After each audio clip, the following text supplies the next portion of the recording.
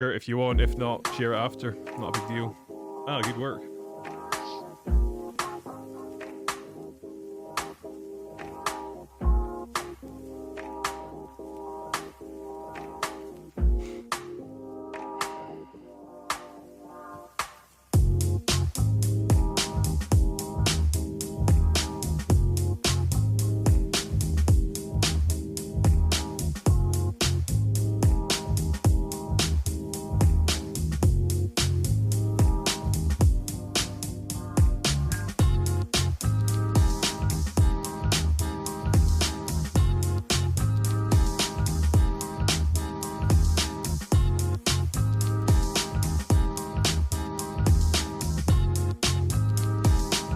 How you getting on there, man?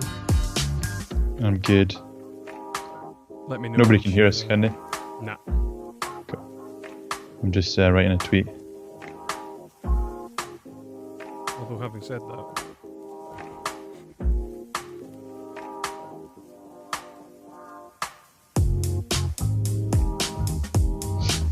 I've shared it on Twitter. perfect. Go live in 10 seconds.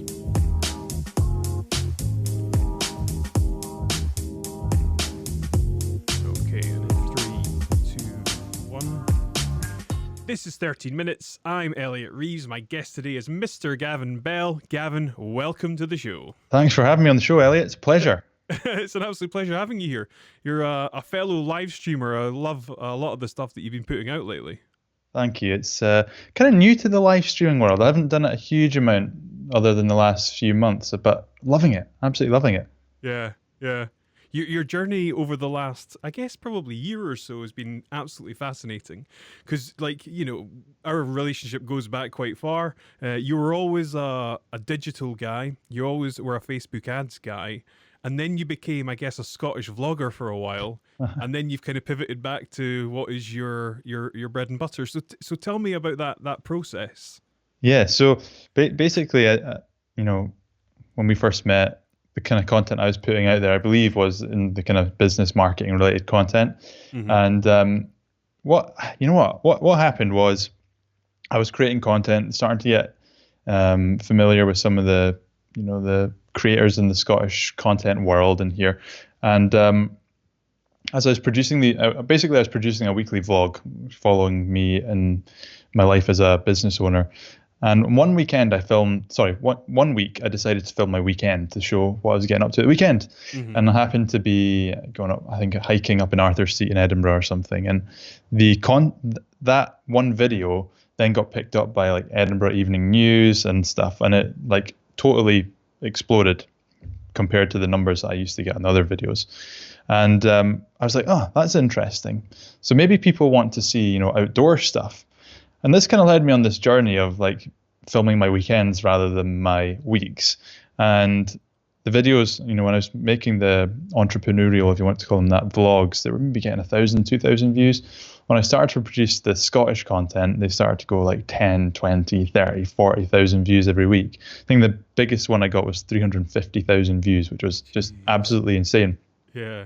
And I got totally addicted to the likes, the comments, the shares, and the view count. And I was, I just knew how to make it work. I knew how to get a Scottish outdoor video viral, and loved making them. But what happened was I got to probably must have been a year or two or a year and a half ago now, and I kind of came to this realization. I was like, these views and that are great, but it's not building the business at all.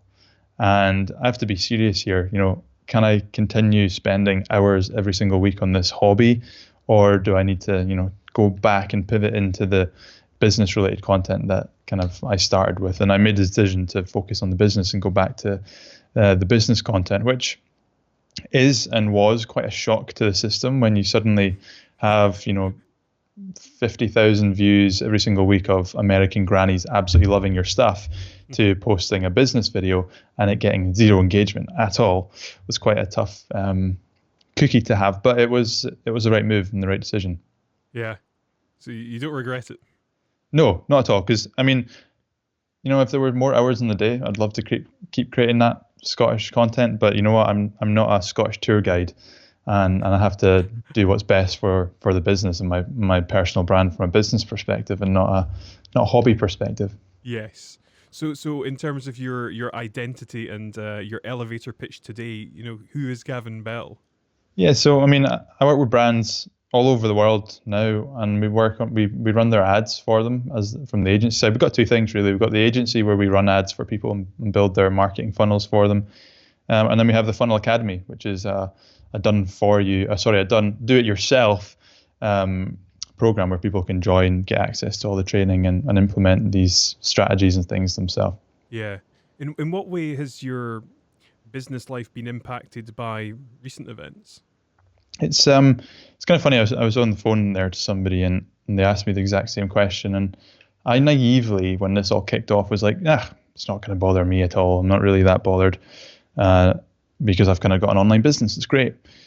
But what I didn't quite grasp was how big a impact this would have on people's perceptions of money and how much money they have and fear and these types of things. And so that works its way down to me. Clients start saying, I want to stop spending as much money.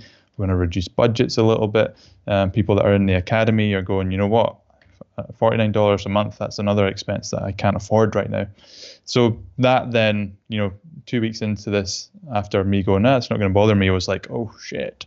And then it's kind of funny because it's been like this big U. So the last few weeks, maybe 2 weeks, has just been absolutely mental and crazy. We did a 30-day trial for the academy. We had over 300 members join, and we're signing on new clients because although some of our clients reduce budget, like the local businesses that have to close, we've had other clients start scaling their budget because they're selling appliance parts for your fridges. And this is an actual example. Is they sell the parts for fridges and ovens, and everybody's at home right now trying to fix all these different things around their home. So they're wanting to scale their budgets on Facebook because more and more people are buying their stuff. So I'm kind of caught in this crazy land of some people reducing, some people increasing, which just means a whole lot of work for me. Okay. Got you. It's funny, my next question. You posted, I've referenced this a couple of times actually. You posted a meme that had me like wetting myself because it was like a monkey or something, and it was looking just straight ahead. And then it says, when you realize that your everyday life is actually called quarantine, and then it's just kind of looking a bit which I would, speculating, I would imagine that's probably quite apt for yourself. So in what way has this changed your daily routine and how you manage yourself? Yeah, it's not changed a whole amount, to be honest. I think the only difference is I now have Lauren, my fiance, in the office with me, and one of my favorite things to do when I'm working in normal circumstances is if I ever feel tired or unmotivated or whatever, I get myself out of the house and go to a coffee shop or a co-working space or whatever it is, just to change that environment. And I haven't been able to do that. So the only struggle I've ever had with this situation is it's like almost an inability to turn off, because the days and the weekends are kind of just the same. Yeah. So there's no like, Lauren's got home from work, that's the end of my working day, let's go on to personal activities or whatever you want to call them. It's kind of just like everything is just merging into one, and I'm not able to get out of it. So a whole lot hasn't really changed, but at the same time, quite a lot has changed. In that, it's probably more of a mental battle now than anything. Yeah, very much so. Big question. In what way, and I'll pair it with the follow-up question as well, because time runs away very quickly on these calls. In what way do you think the world will change as a result of this, and in what way would you like to see it change? I think, I would love, I'll start by answering the second question first, which is I would love for people to now appreciate some of the things that we've had to accept as a norm. So, speaking to friends, valuing friends and family more is probably a better way to put it. Valuing the smaller things in life, like the beautiful home. If you're privileged enough to live in a beautiful home, like that's a big deal. Yeah. So that's what I would like to see. The cynic in me, though, thinks that in a year's time or whenever we get out of all this, it's just going to go back to normal. I would love to have this romantic version of, people are going to be more caring and loving, but you know what? I don't think so. I think it will go straight back to normal, and nothing will have changed. Yeah. In terms of the business impact, do you think that will revert back to how it was as well? Yeah. Yeah, really. Yeah, you know what? I think we're all. Yeah, I mean, one thing I hope that happens from the business impact is people now will understand. Oh crap, we don't actually understand. We don't know everything that we think we know. We don't control everything, and so something nobody in the world could have ever predicted that this would have happened, and so nobody's prepared for it. Bill Gates did. Well, as soon as you said that, I was like, damn it, Bill Gates did say that on that documentary. But the vast majority of people were not prepared for what's going to happen. 100%. And we can't prepare for these things. However, I hope it gives people a bit of a kick up the ass to go, you know what, there are some things that we can do in business, i.e. build an audience. That means when shit does hit the fan, we at least have something to fall back on. Yeah, good answer. Good answer. What advice or insights would you give to somebody that was having a really difficult time at home in lockdown? I think the best thing I can say here is be kind to yourself and understand that we are going through a situation that nobody could have, other than Bill Gates, predicted. And don't beat yourself up. If you're not as productive as you were before, don't beat yourself up. We're going through this absolutely crazy, weird scenario that we just have to go through. And, if your financial numbers are down or your productivity levels are down, you know what? We're all going through this together. Everybody's in the same boat. So, I saw a quote recently. It was like, we're all in the same storm. We're not in the same boat. So we're all in the same storm. And just be kind to yourself.